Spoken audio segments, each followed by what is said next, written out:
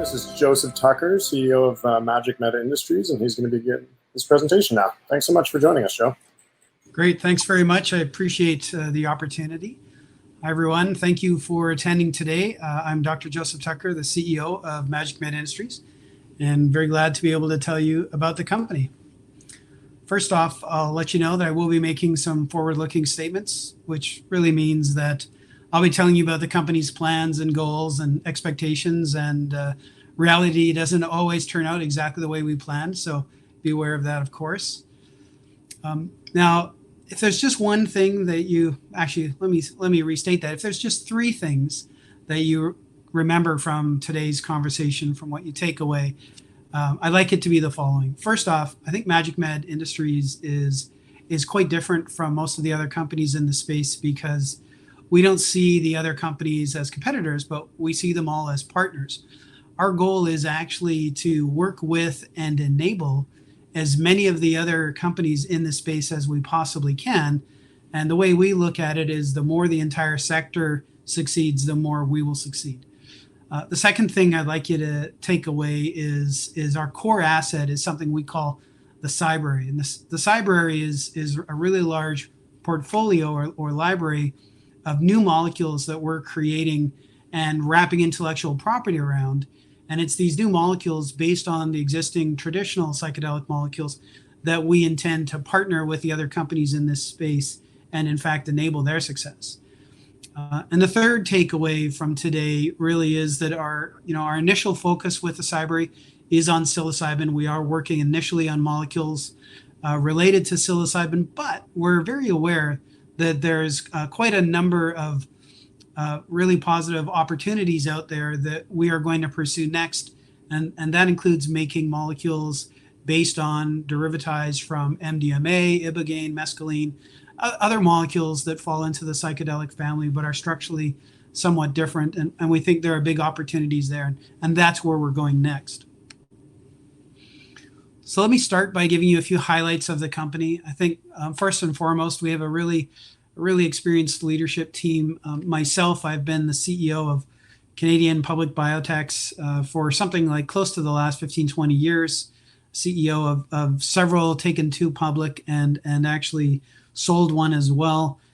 With the science team, who I'll tell you about a little bit later, I've been working for the last 7 years, and they have been working together for the last 15 or so.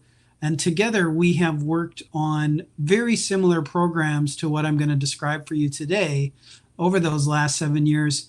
But the difference being we were working with opiates. So the common thread here is molecules derived from nature that have a very powerful pharmaceutical application and which you need to make some improvements in order to fully commercialize. So we've worked in partnered programs in the opiate field. We've worked in the cannabinoid field. We've worked in the amphetamine field.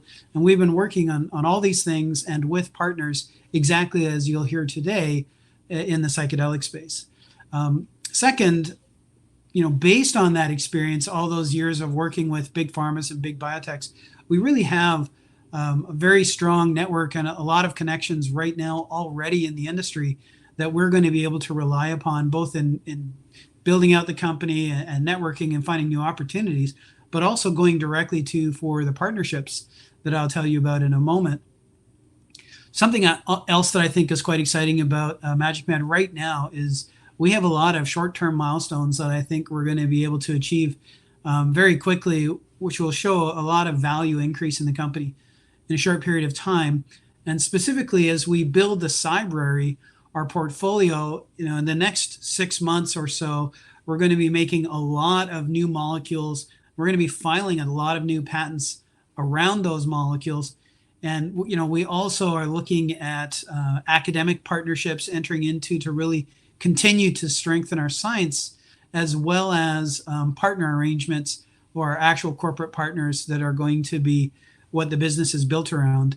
So speaking of those corporate partners, I think one of the most exciting things for me is the de-risk approach that we're taking to this business. And this is based on, again, years of doing exactly this kind of model. So what we're doing is, first off, we know what we're good at. and we focus on that. And what we're good at is building new molecules in creative ways and creating manufacturing systems for them. That's what we're really good at. Dare I say, we're the best at. And so what we do is we do what we're good at, and then we partner with other companies, and those other companies take the molecules that we've created and can advance them through clinical trials, if it's a pharmaceutical, or through other regulatory pathways, if it's a consumer good product. But ultimately, the other partners are the ones taking it further into development. And in the early days, they pay us, they cover our research costs. So very quickly, as soon essentially as we start entering into partnerships, we become a revenue positive company. And honestly, as soon as we've got 2 or 3 partnerships underway, we actually become a cash flow positive company. So there's a lot of de-risking there, taking away a lot of the capital risk. Number one. Number two, by working with multiple partners, we diversify our revenue streams, we diversify the molecules we're focusing on, and we diversify the clinical applications that our products are ultimately going into. And it really sidesteps one of the other major risks in biotech development, which is developing one molecule for one market. If something goes wrong, and it often can, with that, you're dead. But with us, by having a multiple different partners all diversified, we've really taken away a lot of that risk.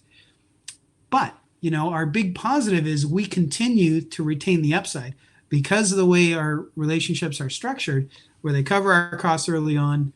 As the molecule starts to move forward, we capture milestone payments as it gets further and further down the commercialization path. And then ultimately, once it is commercialized, we'll capture a royalty stream on those molecules. So we still retain this big pharma, big blue sky upside that you're pursuing with a pharmaceutical development, but we've taken away a lot of the capital risk and a lot of the lack of diversity risk, if you will. So first off, what is it? What are we doing here? Why are we all interested in psychedelics? And I think it all comes from, this great series of clinical studies that we've seen lately from very recognized, world-renowned organizations in London and California that are showing some really promising results in some very poorly treated and, in dire need of better treatment, brain or mental health indications. And this has all been very exciting. And the flip side to this, it's been very positive that these things have been seen and people have been able to use these traditional psychedelic agents. But the flip side to that is those agents are so potent, the activity is so strong that they're really right now currently only envisioned as in clinical administration. You need to go in, you need a clinic, you need a doctor, you need a therapist to sit there with you while you are administered. It's a very onerous and personnel heavy business, a very capital intensive business, and you really aren't going to see your maximum potential in terms of reaching the people that need it most and in terms of market opportunity until you can pharmaceuticalize those products. And by pharmaceuticalize, what I mean is take those molecules and turn them into something where the benefits are high enough and the side effects are low enough that you can safely put that in a pill bottle and your doctor can prescribe it to somebody suffering from anxiety or depression or one of the other indications, knowing that they will be able to take that safely at home. So pharmaceuticalization is really how you're going to get this massive market opportunity. The pharma industry is very aware of this, and the pharma industry, not just with these molecules, but classically always finds molecules in nature, but then has to improve those molecules. You've got to improve that therapeutic window so that the benefits are high enough and the toxicities are low enough that you can safely do that. In order to do that, you have to modify those molecules. So why does Big Pharma need a little company like MagicMed to help out with that? And I think that's a fair question. And the reality is Big Pharma, hugely resourced, very expert companies with all kinds of capabilities, but they're good at what they're good at and they recognize that. So they're great at marketing, they're great at sales, they're great at building huge organizations, they're great at chemistry. But where they struggle is in the latest, newest cutting edge technology. So Big Pharma has already taken these traditional psychedelics that we all know and has attempted to use chemistry, what they are good at, to modify those molecules to try to come up with new ones. And so far, they've been unsuccessful in finding any particular molecule that's great. And it's really because chemistry is limited into what you can do with just chemistry. What a company like MagicMed, and specifically what MagicMed can do, is actually take the newest technologies, which is synthetic biology, marry that to chemistry, and in that way create new molecules, a vast diversity of new molecules with very commercializable manufacturing systems, and create this entire portfolio, the Psybrary, that Big Pharma can use as a starting point to find those molecules. So I'll just dive in just very briefly into exactly what we do. And as I mentioned, it's basically a two-step process. We first off, we take tools from biology, from nature, and these are enzymes that are found in cacti, they're found in aquatic organisms, they're found in plants, they're found in mushrooms. And we take those enzymes and we use those to do something you can't do in chemistry. We make modifications to this natural, say psilocybin, for example, modify that molecule in a way that chemistry can't. By doing so, we create this new molecule.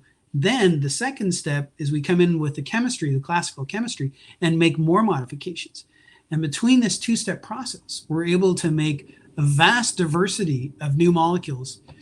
And those new molecules are also come automatically with very reasonable commercializable manufacturing processes.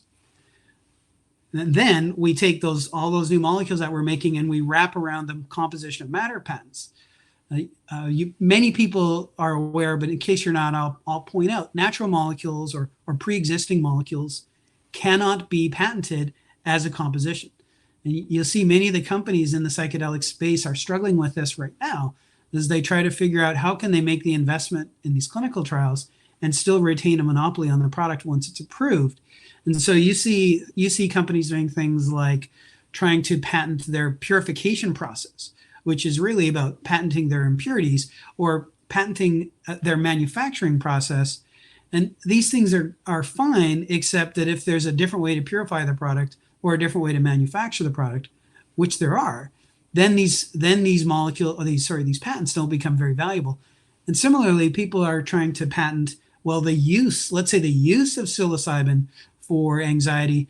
And the problem with that is you don't really, no pharma company ever really wants to be known as the company that goes out and sues individual doctors for prescribing these products. So ultimately, those are all of limited value. And the patents that you really want are the composition of matter patents, which is exactly what we're building in the Psybrary. So just to briefly touch on these pharmaceutical markets that we're looking at here, right? When you think of the psilocybin and the MDMA and the ibogaine and these related psychedelics, we're talking about anxiety, we're talking about depression, we're talking about addiction, really huge, very impactful disorders or diseases that are still impacting society and we still lack really good products for. And these are markets that Big Pharma is very aware of. Be totally assured that Big Pharma is watching what's going on in the psychedelic industry right now. Right now, that $15 to $20 billion industry in these markets, it is all Big Pharma. They're paying close attention. They want great new molecules that could impact this.